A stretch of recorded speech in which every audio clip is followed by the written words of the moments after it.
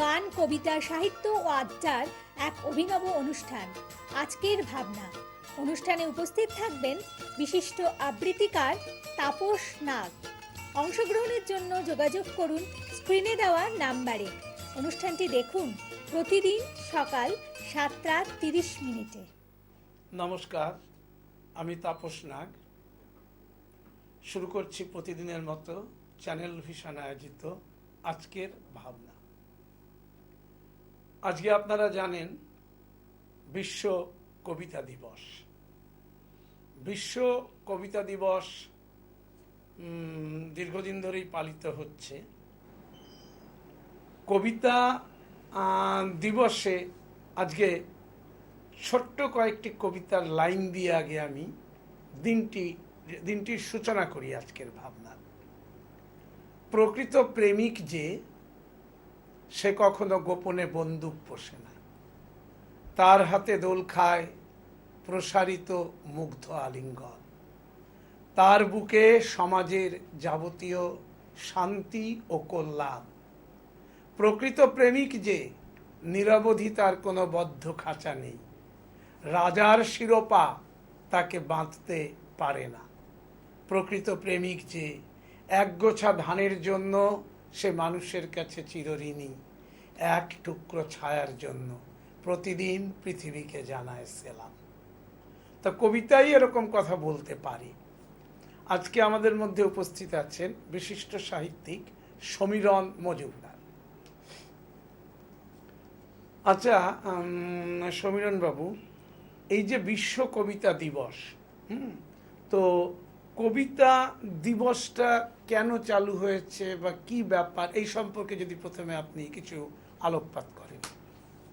আসলে কবিতা দিবসটা অন্য অন্য যে সমস্ত দিবস আছে, যেমন নারী মুক্তি দিবস কিংবা মানবাধিকার দিবস, ঠিক তার সঙ্গে একই রকমভাবে পালিত হওয়ার বিষয় নয়।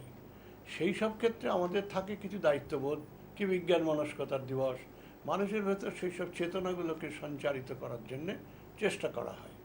কিন্তু কবিতা দিবসটায় তো সেইভাবে কবিতা সঞ্চারণ করা হবে, কবিতা জনপ্রিয় করা হবে, এই ধরনের কোনো ব্যাপার থাকে না। তবে কবিতা নিয়ে আলোচনা, কবিতার বিশিষ্টতা কি, গুরুত্ব কি, মানুষের চিন্তা মননে কবিতার স্থান কোথায়, এই সব বিষয়গুলো নিয়ে চর্চা অনুশীলন, এটাই কবিতা দিবসের প্রধান দিক। এবং আমরা সেভাবেই এই কবিতা দিবসকে উদযাপনের চেষ্টা করব আলোচনার মধ্যে দিয়ে। আচ্ছা, তো যদি একটা কথা বলি, মানুষের প্রাথমিক চাহিদা হচ্ছে অন্ন, বস্ত্র, বাসস্থান।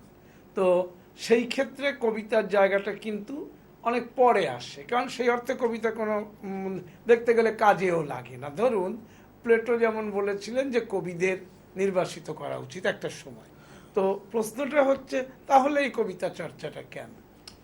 এটা একটা খুব বলা যেতে পারে একটা পাজলিংয়ের মতো মনে হয় মাঝে মাঝে, এই কারণে যে আমরা দৈনন্দিন যেভাবে সমাজে ব্যক্তি জীবনে কথাবার্তা বলি, তার সবই গদ্য, এবং গদ্য দিয়েই গোটা জীবনটা চলে। পদ্য কিন্তু আমাদের জীবনে সেইভাবে স্থান অধিকার কখনো করে না। অথচ ঘটনা হচ্ছে, পৃথিবীতে কবিতার আবির্ভাব কিন্তু সাহিত্যে প্রথম। অর্থাৎ কবিতা তার কবিতার গুরুত্ব নিয়ে ঠিক আমাদের জীবনে এসে আবির্ভূত হয়েছে। আমরা যদি ধরি যে গদ্য বিষয়টা ব্যবহার করি আমাদের কর্মজীবনে, প্রতিদিনের দৈনন্দিন প্রয়োজনে, তাহলে আমরা বলবো কবিতা বা কাব্যকে আমরা ব্যবহার করি আমাদের মননশীল একটা যে জগৎ, যেখানে নান্দনিকতার বোধ কাজ করে, সৌন্দর্য, মঙ্গল, যিনি একটু আগে উনি বলেছিলেন যে কবিতার ভেতরেই যেগুলো পাওয়া যায়, পবিত্র বোধ, এই জিনিসগুলো গদ্যতে প্রকাশ হচ্ছে অনেক বেশি গভীরভাবে প্রকাশ করা যায় পদ্যে।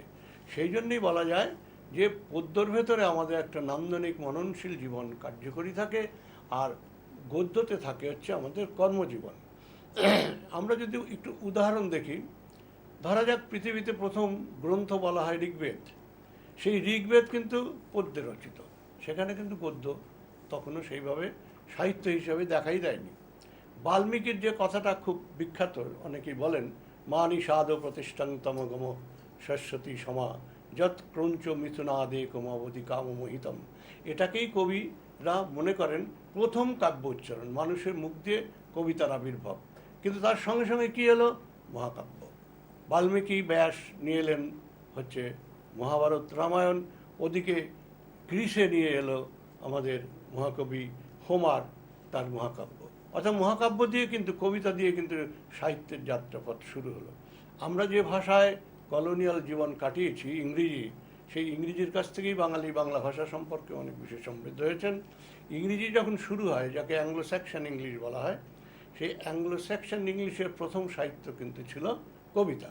আমি দুটো লাইন পড়ে দিই, তবে অ্যাংলো স্যাকশন ওই পুরনো ওল্ড ইংলিশ আমরা করতে পারবো না, বুঝতে পারবো না বলে তার যে অনুবাদ সেটা বলি। He held wide dominion in the realm of Goth, that was cruel king, many may sat bound in sorrows, anticipating woe, often wishing that his kingdom were overcome. Bangla সাহিত্যে প্রথম কবিতা লেখা হয়েছিল চর্যাপদ, হ্যাঁ, হরপ্রসাদ শাস্ত্রী সেটা তিব্বত থেকে নিয়ে এসেছিলেন। তার যে দোহা, সেটাই কিন্তু বাংলা সাহিত্যের প্রথম আবির্ভাব। তারপরে আমাদের জনজীবনে সাধারণভাবে মহাভারত রামায়ণ ইত্যাদি এসছে। কিন্তু ঘটনা হচ্ছে যে আমরা আজকে যে গল্প উপন্যাস প্রবন্ধের দ্বারা জারিত, আমাদের গোটা জীবনযাত্রা জারিত, সেই গল্প উপন্যাসের কিন্তু আবির্ভাব খুব কম দিনের, কয়েক শতাব্দী আগে। আমাদের গল্প লিখেছিলেন এডগার অ্যালেন পো কিছু কাহিনী রিপ্রেজেন্ট করার জন্য, সেখান থেকে গল্পের আবির্ভাব। আর উপন্যাস প্রথম লেখা হয়েছিল জাপানে, আমার নাম মনে নেই এখন ঠিক ঔপন্যাসিকের, কিন্তু আমরা জানি ডন কুইকজোট, হ্যাঁ, সার্ভেন্টিজের জন কুইকজোট হচ্ছে প্রথম উপন্যাস।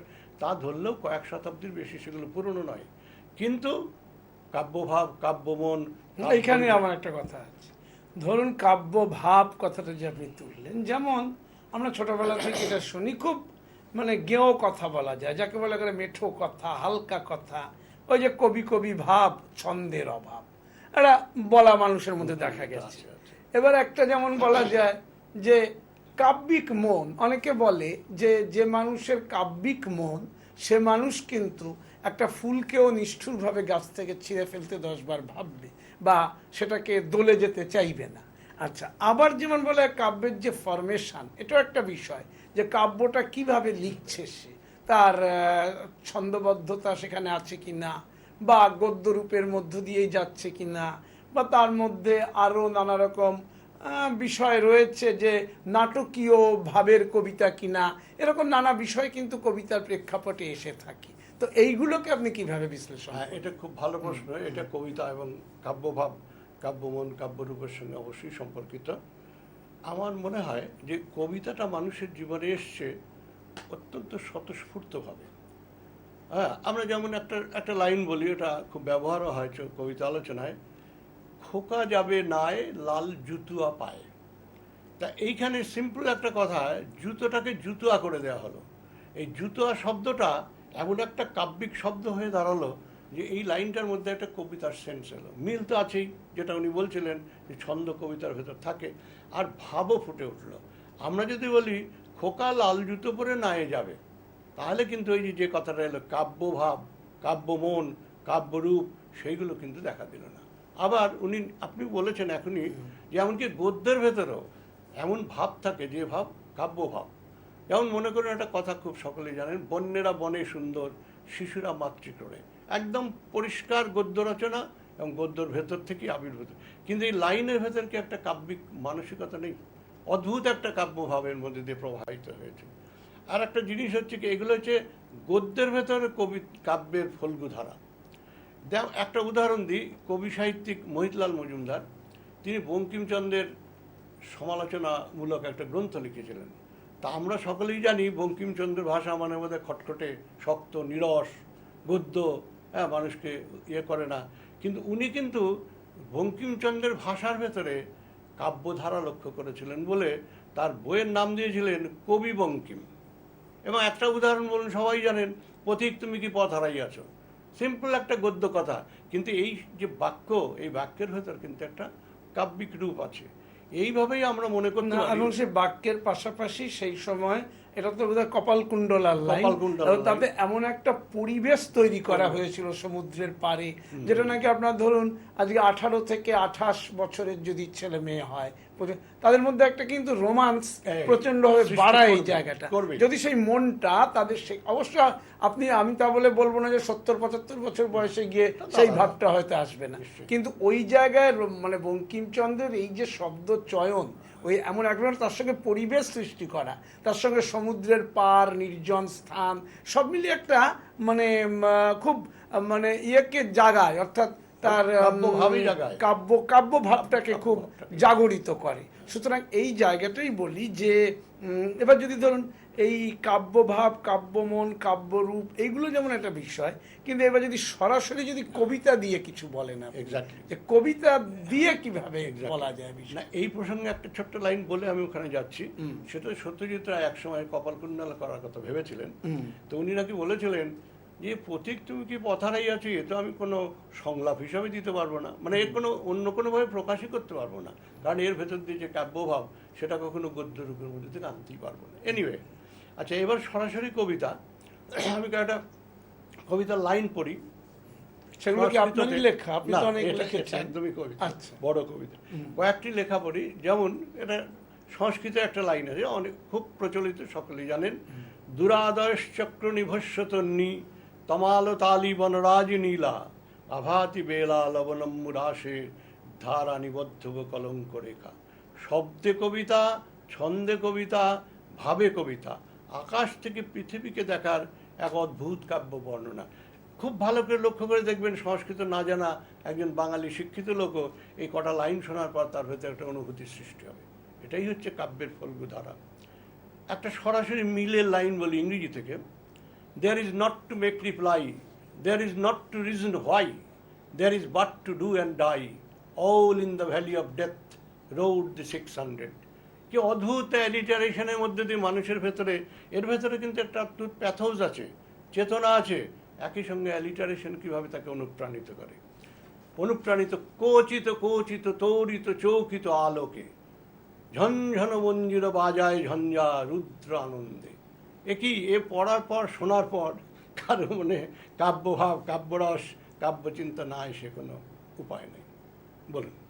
আচ্ছা, তা এইবার আরেকটা বিষয় আমি প্রশ্ন করি, যে মানে আমার মনে হয় যে কাব্য সম্পর্কে যেন উপলব্ধি, অর্থাৎ যেটা বোধ, অর্থাৎ কবিতা সম্পর্কিত বোধ। আজকাল আবৃত্তি শিল্প একটা, সেখানে দেখা যাচ্ছে কবিতাকে মানুষ আবৃত্তি করছে, তো সেইখানে দেখা যাচ্ছে অনেক ক্ষেত্রে, আমি একজন আবৃত্তিকার হিসেবে আমার মনে হয়, আমার যেটা নজরে আসে, যে বহু আবৃত্তি শিল্পীর মধ্যে কবিতা সম্পর্কিত বোধটাই নেই।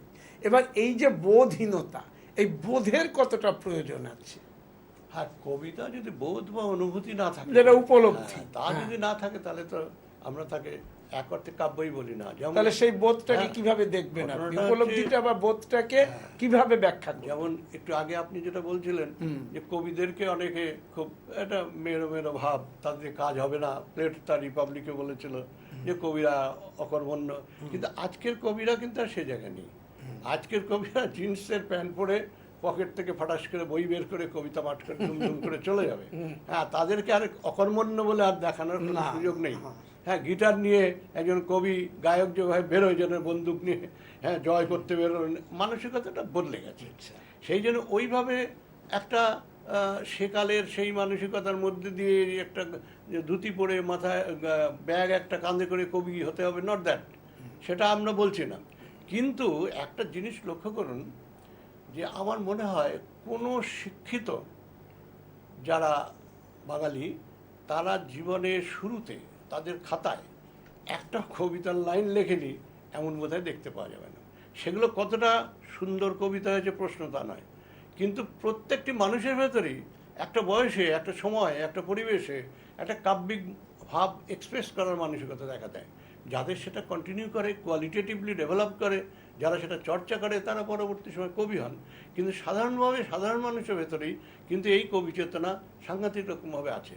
আমরা আরেকটু যদি দূরে চলে যাই, গ্রামে তো তাদের প্রপার এডুকেশনাল সাক্ষরতার ট্রেনিং নেই, কিন্তু গ্রামে যে ছড়া, প্রবাদ, পল্লীগীতি, কবিগান এগুলো হয়, এর ভেতর যে কতটা কবিতা কিভাবে প্রবাহিত সেটা সকলে অনুভব করতে পারেন। সেই সব গান কবিতা যারা উচ্চশিক্ষিত, যারা অনেক চর্চা করেন, তাদের কাছেও খুব দুর্লভ বলে মনে হয়। তার মানে কি, ভেতরে ভেতরে যে ব্যাপারটা সেটা রয়ে গেছে। আমি এখানে দর্শনের সঙ্গে একটা তুলনা টানি। দর্শনে অনেক সময় বলা হয় যে প্রত্যেকটি লোকই দার্শনিক, হয় ভালো দার্শনিক বা খারাপ দার্শনিক। কেন না, দর্শন মানে হচ্ছে চিন্তন প্রক্রিয়া। তা মানুষ চিন্তন প্রক্রিয়ার মধ্যে সবসময় থাকে, কেউ খারাপ চিন্তা করে, কেউ ভালো চিন্তা করে। ঠিক এই ক্ষেত্রেও আমার যেন মনে হয় প্রত্যেকটি মানুষই কবি। কেউ হয়তো সুপ্ত, কেউ হয়তো অল্প, কেউ হয়তো অগভীর, হ্যাঁ, কিন্তু প্রত্যেকেই কিন্তু কবি বলেই আমার কাছে মনে হয়। এবং এই যে কবির ভাব, কাব্য ভাব, এটা প্রকৃতির মধ্যে বিরাজমান। আমি মনে করি যে আকাশের রামধনু দেখে আমরা হবে কি সুন্দর একটা ছবির মতো, নো, ছবির মতো নয়, আকাশে যেন একটা কবিতা লেখা হয়ে গেল, এটা ভাবতেও পারি রামধনু দেখে, কোনো অসুবিধা নেই। প্রকৃতির যখন আমরা সমুদ্রের নিচে যখন কোরাল দেখি, সেই কোরালগুলো যেন মনে হয় যে সমুদ্র পৃষ্ঠে কবিতা লেখা। এটা তো কবিকে ভাবতে হবে, কবির মন থাকলে তিনি দেখতে পারবেন। একটা জিনিস, এটা এখানে অ্যাবস্ট্রাক্ট ব্যাপার বোঝানো যাবে না, কিন্তু আমি তো উল্লেখ করি যে কেমিস্ট্রিতে বেনজিনের একটা ফর্মুলা আছে, খুব অদ্ভুত, তার শৈলী দেখতে সুন্দর এবং অত্যন্ত সাইন্টিফিক। অদ্ভুতভাবে সেই বেনজিনের ফর্মুলা থেকে নানা রকমের অন্য অন্যগুলোকে রিডিউস করা যায়।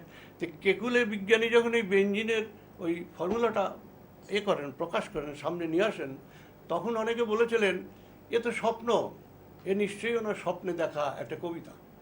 অদ্ভুত, সেটা চোখে না দেখলে বোঝা যায় না। কিংবা আমরা মনে করি গণিতে আমরা যেসব ফর্মুলা দেখি, অনেক ফর্মুলা আছে যেগুলোকে যখন গ্রাফে চিত্রিত করা হয় তখন সেগুলো ছবি হয়ে যায়। অর্থাৎ এই যে গণিতের ভেতরে, প্রকৃতির ভেতরে একটা কোথাও কবি মন, কবি রয়েছে, যেটা আমরা উপলব্ধি করতে পারি বা অনেকেই উপলব্ধি করি। এই অর্থে কবিতা হচ্ছে একটা অত্যন্ত ব্যাপক মানুষের জীবনের মানসিক প্রবাহ। তা এবার একটা কথা বলি, যে বর্তমানকালে অনেকে বলে থাকেন, সাধারণ মানুষের মনে যে প্রশ্নটা দোলা দেয়, অর্থাৎ অধিকাংশ কবি যারা হয়তো এমনও আছে স্বস্বক্ষেত্রে তারা প্রতিষ্ঠিত, কিন্তু সাধারণ মানুষ, এবং এটা তো সত্যি কথা, যে জিনিস সকলকে নিয়ে চলা যে যদি না যায়, আমাদের সমাজ জীবনে যেমন আমাদের প্রত্যেকটি মানুষকে সঙ্গে নিয়ে চলতে হয়, তেমনি কবিরা যখন কবিতা লেখেন, সেই কবিতা যদি সকলের মধ্যে না প্রবেশ করে, ধরুন কবিতা এমনভাবে, মানে এটা সাধারণ মানুষের প্রশ্ন, যে আজকালকার যে আধুনিক কবিতা বলতে যেটা বলা হয়, সেখানে এত দুর্বোধ্যতা যে আমরা তার কিছুই বুঝতে পারি না। এই যে কবিতা দুর্বোধ্য হওয়া এবং পাঠক সমাজ দূরে সরে যাচ্ছে, অথচ কবি লিখছেন, হয়তো কবি তার মানে করছেন, পাশাপাশি কেউ কেউ হয়তো খুঁজে অনেক কষ্ট করে সেই গাণিতিক বিশ্লেষণের মতো কিছু উত্তর বার করছে। এই কবিতার এই ফরমেশনটা নিয়ে কি বলবেন আপনি? হ্যাঁ, এটা একটা খুবই গুরুত্বপূর্ণ বিষয়। সমস্ত আর্ট ফর্মের ক্ষেত্রেই এটা সত্য। কারণ আর্ট ফর্ম যখন তার বদলায়, রূপ বদলাতে যখন থাকে, তার যে রসবোদ্ধা যারা আর কি, সেই রসবোদ্ধারা সেই সমপরিমাণ ট্রেনিং বা সমপরিমাণ জ্ঞানের মধ্যে না থাকলে তার কাছাকাছি অনেকে যেতে পারেন না। অর্থাৎ বলা যায় যে লিওনার্দো দা ভিঞ্চি কিংবা রাফায়েলের ছবি যেমন সাধারণ মানুষের মনে সেই নান্দনিক বোধ নিয়ে আসে, কিন্তু এখন আধুনিক একজন চিত্রশিল্পীর ছবি সেইভাবে সাধারণ মানুষের মনে সেই রকম প্রতিক্রিয়া সৃষ্টি করে না। ওই কবিতার মতোই একই কথা, যে সেটাও যেন কঠিন দুর্বোধ্য জায়গায় চলে যাচ্ছে। কবিতার ক্ষেত্রেও সে ঘটনা ঘটেনি তা নয়। কিন্তু মজার ব্যাপার হচ্ছে, আজকের পৃথিবীতে সবচেয়ে বেশি প্রকাশিত হয় বিজ্ঞানের বই। সারা পৃথিবীতে বিজ্ঞানের বই বেশি প্রকাশিত হয়, কিন্তু বাংলা ভাষায় প্রতি বছরে সবচেয়ে বেশি প্রকাশিত হয় কবিতার বই। তাহলে এই যে এত কবিতার বই প্রকাশিত হয়, তার মধ্যে দুর্বোধ্য কবিতাও আছে, তার মধ্যে বোঝার মতো কবিতা আছে, আবৃত্তি করার মতো কবিতা আছে, কিন্তু তথাপিও দেখা যাচ্ছে কোথাও যেন একটা জনপ্রিয়তা রয়ে গেছে, যে জনপ্রিয়তা সেই দুর্বোধ্যতাকে অতিক্রম করে কবিতার জগতে প্রবেশ করার চেষ্টা করে। আপনার ইংরেজিতে গোল্ডেন ট্রেজারি আপনার সকলেই জানেন, যে গোল্ডেন ট্রেজারি হচ্ছে ইংরেজি কবিতার একটা সংকলন গ্রন্থ। তো বাংলায় এই সংকলন গ্রন্থ তৈরির চেষ্টা যখন হয়, আমাদের সুকুমার সেন কবিতা সমুচ্চয় নাম দিয়ে এই বইয়ের সূত্রপাত করেছিলেন। তার প্রথম খণ্ডের ভূমিকায় লিখেছিলেন একটা অদ্ভুত কথা। বলছেন যে আমি যখন কবিতা নির্বাচন করতে আরম্ভ করি, তখন দেখি প্রাচীন কবিতা যেগুলো মানে বৈষ্ণব পদাবলী ওই আমলে যেসব কবিতাগুলো, সেই কবিতাগুলো আমার পক্ষে অনেক বেশি সহজ হয় নির্বাচন করে আমার সংকলনের মধ্যে স্থান দিতে। কিন্তু পরবর্তী সময়ের কবিতার ক্ষেত্রে আমার অসুবিধা হয়। কেন না, তখন ছাপাখানা বেরিয়ে গেছে, অ্যান্ড ছাপাখানা বেরোনোর ফলে এত বই লেখা হয়েছে কবিতার বই যে তার মধ্যে থেকে কবিতা বেছে সঠিক কবিতাটিকে নির্ধারণ করা কঠিন হয়ে যায়। সেই একই দুর্বোধ্যতা, সরলতা, হ্যাঁ, মান ইত্যাদি প্রশ্নগুলো এসে গেল, যে সেখানে কিন্তু ওই প্রশ্নটা আসে যে কবিতা যখনই খুব বেড়ে গেলে তার মানেরও অনেক সময় পতন ঘটে আর কি। তা এই যে ব্যাপারটা, এই ব্যাপারটার ক্ষেত্রে দুর্বোধ্যতা নিয়ে আমাদের একটা শব্দ দিয়ে শেষ করা উচিত, সেটা যে দুর্বোধ্যতা তার কাছেই ঘটে যার বোধ্যতার সীমা কম। বোধ্যতার সীমাটা যার কম হবে, দুর্বোধ্যতা তার কাছে বেশি বড় প্রাচীর হবে। যেমন রসশাস্ত্রে বলা হয় সমস্ত সাহিত্যের রস হচ্ছে রসজ্ঞের জন্য, যে রসজ্ঞ নয় সে তাকালেও তার রস পেতে পারে না। এই জায়গায় গিয়ে আমাদের আসতে হয়, এবং শেষ পর্যন্ত আসতে হয় যে অনেকে আবার এই কবিতার ক্ষেত্রে, আমার নিজের মত, আমি অনেক বন্ধুবান্ধবের কবিতার বইয়ে পড়ে দেখেছি যে তারা দুর্বোধ্যতাটাকে না আশ্রয় করেন, অর্থাৎ কবিতাটাকে তাকে দুর্বোধ্য করেই লিখতে হবে এটাই তারা ভেবে নেন। সেই সব ক্ষেত্রে আমি তাদের কবিতার কোনো সমালোচনা করব না, আমি বলবো তাদের কবিতার গ্রাহ্যতা সময়ের উপর ছেড়ে দেওয়াই ভালো। আবার ধরুন একটা কথা বলা যায়, যদি খুব ছড়া স্টাইলে যদি চলে আসা যায়, ধরুন কটা লাইন আমি বলছি আজ কবিতা দিবসে। ধরুন, ভোটের আগে আসুন বসুন যেন কতই আপন, ভোট ফুরলেই ভোল বদলান, ফুর্তিতে দিন যাপন। এই যে কথাটা চারটে লাইন বলা হলো, এটা কিন্তু খুব সহজ সরল এবং এটা এর মধ্যে ছড়াধর্মী ব্যাপার রয়ে গেল। তো তাহলে এই জাতীয় কবিতাগুলো যারা লেখেন বা লিখছেন বা সহজে মানুষের মধ্যে প্রবেশ করাচ্ছেন, এরকম একদল কবি আছেন কিন্তু সে এই এবং দেখা গেছে আপনি যাদের কথা বললেন যে যারা দুর্বোধ্য কবিতা লিখতে ভালোবাসেন, তারা কিন্তু আবার এদেরকে কবি বলে স্বীকৃতি দিতে আমি বহু কবিকে প্রশ্ন করে দেখেছি, তারা এদেরকে কবি বলে হয়তো অবজ্ঞাই করছেন। অথচ এদের কারো কারো কবিতা কিন্তু মানে আবৃত্তি মহলে বলুন বা বিভিন্ন জায়গায় খুব কবিতাগুলো মানুষ নিয়েছে। তো এটাকে আপনি কিভাবে দেখছেন? এই যে যারা এটা তাদেরকে কবি বলেন না, তারা বোধহয় তাদের প্রতি উপযুক্ত করেন না, আচরণ করেন না। কারণ ধরুন অনেক শিল্প, যেটা আমি বললাম চিত্রশিল্প অনেক দুর্বোধ্যতার মধ্যে পড়ে গেছে এই কারণে যে সাধারণ মানুষ তার ঘরে চট করে ওই জাতীয় ছবি টাঙাতে গেলে আর আকৃষ্ট হয় না। কিন্তু লক্ষ্য করবেন যে এখন না, বেশ কিছুদিন ধরেই চিত্র আন্দোলনে একটা বড় জায়গা হয়েছে এই যে গ্রামের ইয়েরা, পটারি ইত্যাদিরা, তারা কি ছবি আঁকে, আলপনায় কি ছবি আঁকা হয়েছিল। হ্যাঁ, এই যে ছবি যে সাধারণ মানুষের হাত দিয়ে বেরিয়েছে, সেই ছবির মধ্যে কতটা চিত্রশিল্পের শৈলী প্রকাশিত হয়েছে। এই যে কথাটা, এই কথাটা যে গুণীজন গুণ চেনে, অর্থাৎ যে বড় শিল্পী সে যেমন জটিল ছবি আঁকছেন, কিন্তু এই সরল ছবিকে অগ্রাহ্য করছেন না, তার মধ্যেও ছবি খোঁজার চেষ্টা করছেন। তো কবিতার ক্ষেত্রেও সেটাই হওয়া উচিত। আপনি যে সমস্ত উদাহরণ দিলেন, এরকম অসংখ্য উদাহরণ আছে যা পড়লে আপনাকে মোহিত হয়ে যেতে হয়। একটা সাধারণ যাদেরকে আমরা বলি নৌকো টানতে টানতে গান করছে, গান রচনা করছে, সেটা কি অগ্রাহ্য করার মতো? আজকে যে জটিল কঠিন কবিতা লিখছে, তারা যদি তাদেরকে কবি বলেই না মনে করেন, সেটা তো কবিতার প্রতি সুবিচার করা হবে না, অবশ্যই নয়। তাহলে আপনার কথা থেকে যেটা উঠে আসছে যে একটা ব্যালেন্স থাকা দরকার। মানে কবিদের দু ধরনের কবিতাই লিখতে হবে, একটা যেমন খুব যারা ভাবের জগৎ বা বলুন খুব উচ্চ চিন্তা ভাবনার মানুষ, তাদের জন্য যেমন লিখতে হবে, আবার তেমনি সাধারণের কাছেও পৌঁছতে হবে, অর্থাৎ দুটো বিষয়ই রাখতে হবে। আচ্ছা সমীরণ বাবু, আপনি তো সাহিত্য জগতে দীর্ঘদিনের মানুষ, প্রচুর বই আপনার বেরিয়েছে, সে 3 অঙ্ক ছাড়িয়ে গেলেও এখানে কোনো অবাক হওয়ার কিছু নেই, ছাড়িয়ে গেছেও, কিন্তু কবিতার বইও তো আপনি প্রায় 9-10টা লিখেছেন শুনেছি। তো তাহলে যদি একটু কবিতা শোনান আপনার এই কবিতা দিবসে, আপনি কবি হিসেবেই আমি বলছি। আমি শোনাতেই পারি কত কত কত কত লাইন, আমি গোটা কবিতা পড়বো না। আচ্ছা ঠিক আছে। আর এখানে একটা কথা খুব সসংকোচে বলতে হয় যে জীবনানন্দ বলেছিলেন যে কেউ কেউ কবি নয়, মানে সকলেই কবি নয়, কেউ কেউ কবি। এই যখন কেউ কেউ কবি কথাটা উনি বলেন, তখন চট করে নিজেকে কবি বলতে গেলে একটু সংকোচ হয়। এনিওয়ে, আমি কবি না বলে কিছু কবিতা আমি যে লিখেছি তার কিছু কিছু লাইন আপনি শুনতে চেয়েছেন, আমি পড়ছি। একটা ছড়ার লাইন বলছি।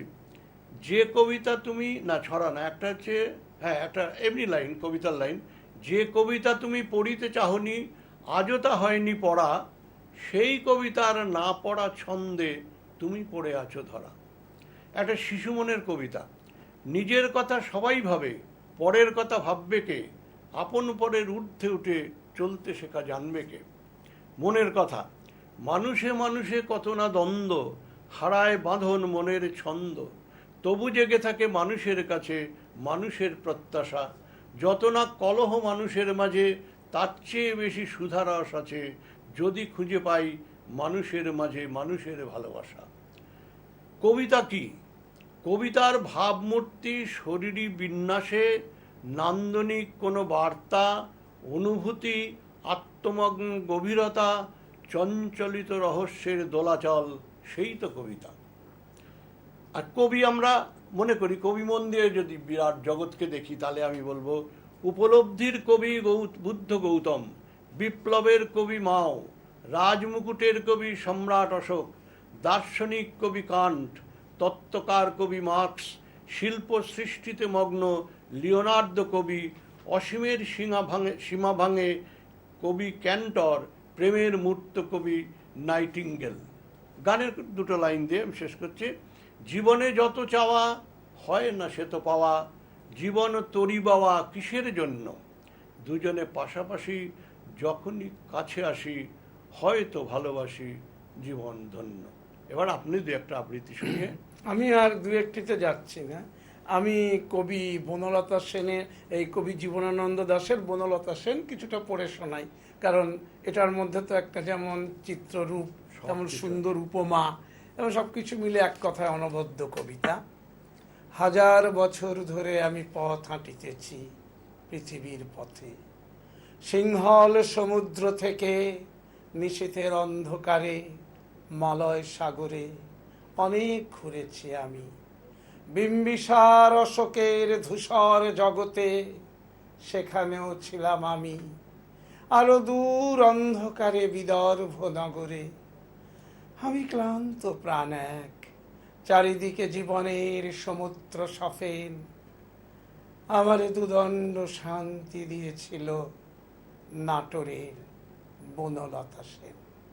এটুকু বললাম শুধুমাত্র এই কারণে যে কবি কল্পনার দৃষ্টিতে বনলতা সেনকে দেখেছেন এবং কল্পনাকে এত সুন্দর যে এক্সপ্রেশন, অর্থাৎ সারা পৃথিবীর এত কিছু দেখেছি কিন্তু আমাকে দুদণ্ড শান্তি দিয়েছে সেই নাটোরের বনলতা সেন। আমার বনলতা সেন নিয়ে অনেক কথা উঠতে পারে এবং এখানে কবিকে আমি আরেকটি জায়গায় আমি এই কবিতায় বলতে দেখেছি যে অতি দূর সমুদ্র পরে হাল ভেঙে যে নাবিক হারায়েছে দিশা, সবুজ ঘাসের দেশ যখন সে চোখে দেখে দারুচিনি দ্বীপের ভিতর, তেমনি দেখেছি তারে অন্ধকারে। বলেছে সে, এতদিন কোথায় ছিলেন? পাখির নীড়ের মতো চোখ তুলে নাটোরের বনলতা সেন। কত সুন্দর উপমা এই জীবনানন্দ দাশের। এই যে সমুদ্র তীরে এসে যখন সারা দিশা নেই, কোনো কিছু কুল পাচ্ছেন না, কোনো সম্ভাবনা পাচ্ছেন না, তার মধ্যেও তিনি বনলতা সেনকে দেখছেন, তার প্রেমকে দেখছেন। এটাই বোধহয় কবিতার মধ্য দিয়ে প্রেম। আর সবার মধ্যে যদি কবিতা থাকতো তাহলে বোধহয় পৃথিবীতে এত খুনোখুনি হতো না। যাক, এই কথা বলেই আমি আমাদের আজকের অতিথি সমীরণ মজুমদারকে আবার আমাদের আজকের ভাবনায় আসার আমন্ত্রণ জানিয়ে আজকের মতো চ্যানেল ভিশন আয়োজিত আজকের ভাবনা এখানেই শেষ করছি। আর আমি তাপস নাগ আপনাদের জানিয়ে রাখছি, আগামীকাল ঠিক সকাল 7:30 আবার দেখতে ভুলবেন না চ্যানেল ভিশন আয়োজিত আপনাদের প্রিয় অনুষ্ঠান আজকের ভাবনা। নমস্কার। চ্যানেল ভিশন আয়োজিত গান, কবিতা, সাহিত্য ও আড্ডার এক অভিনব অনুষ্ঠান আজকের ভাবনা। অনুষ্ঠানে উপস্থিত থাকবেন বিশিষ্ট আবৃত্তিকার তাপস নাগ। অংশগ্রহণের জন্য যোগাযোগ করুন স্ক্রিনে দেওয়া নাম্বারে। অনুষ্ঠানটি দেখুন প্রতিদিন সকাল 7:30।